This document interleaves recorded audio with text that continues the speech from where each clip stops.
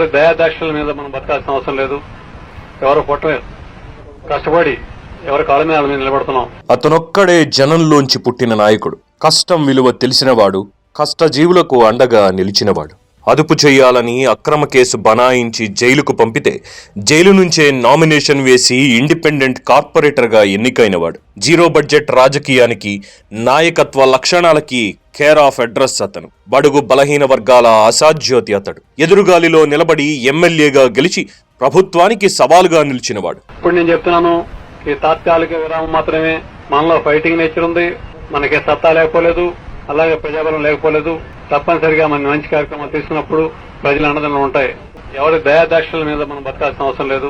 4 పదుల వయసులో ప్రభుత్వాన్ని గడగడలాడించిన వ్యక్తి. బానిస సంఖ్యలు తెలియవు, బాధ్యతాయుత పోరాటం తప్ప బేలమాటలు తెలియని బెబ్బులి అతడు. సరిలేరు నీకెవ్వరు శతవత్సరాలకు కూడా. స్వర్గీయ వంగవీటి మోహనరంగ మహానాయకుడికి 37వ వర్ధంతి ఘన నివాళులు.